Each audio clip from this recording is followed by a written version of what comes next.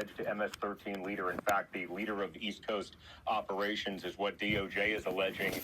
This man, Henry Josue Villatoro Santos, just made an initial appearance in court. Now, this arrest happened before the sun came up. We were there exclusively to watch it unfold, joining Attorney General Pam Bondi and FBI Director Kash Patel as they received an early morning briefing, and I do mean early, with SWAT teams before those SWAT teams in to make the arrest. Bondi, Patel, myself, and others watched this all happen on monitors. We can't show what it looked like, but we did see the scene from multiple different angles, from the ground and the air. This is what can happen when you put good cops in good places to take on bad guys. And America should be watching this. And we are proud to be here standing with these brave warriors.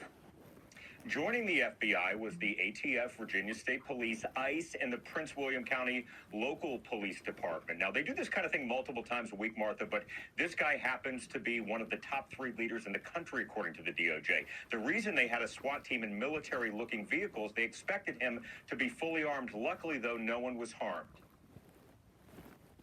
All of our law enforcement officers are safe. That was the number one thing. They're safe. They executed a clean, safe operation, and the bad guys in custody. And thanks to the FBI, we got one of the worst of MS13 off the streets this morning.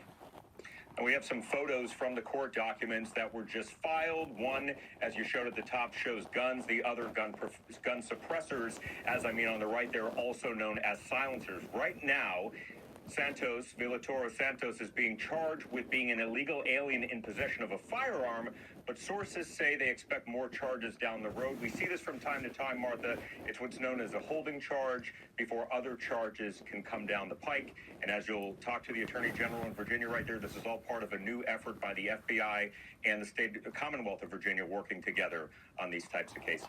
Okay, real quick before I let you go, what was it like when you watched this live?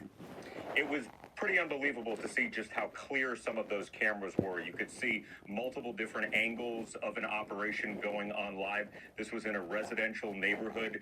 We're told that there were children in the home. Luckily, they were okay. They got out. They made it out to safety. But a 24-year-old living in suburban Virginia and got a knock on the door, many knocks on the door, and came out shortly after 6 a.m. this morning.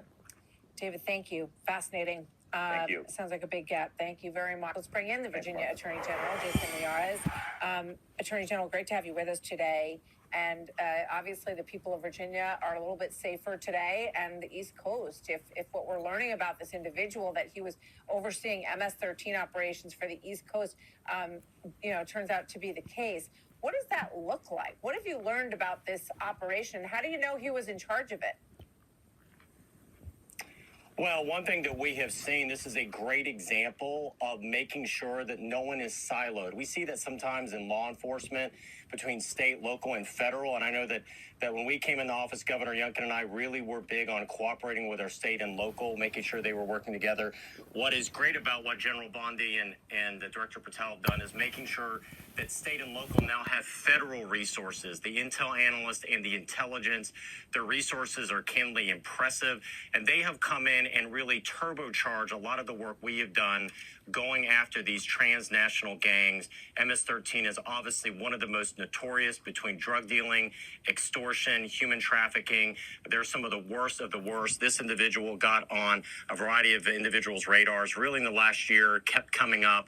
And so this is a great example of using that intelligence and our analysts to both track him down, work together. I cannot commend enough the professionalism of what we have seen by our federal partners, our partners of the FBI, DEA, HSI, really working to track this person down. It has been just night and day what we have seen before from Main Justice versus what we see now, really putting the priority of going after these transnational gangs and getting them out of our communities.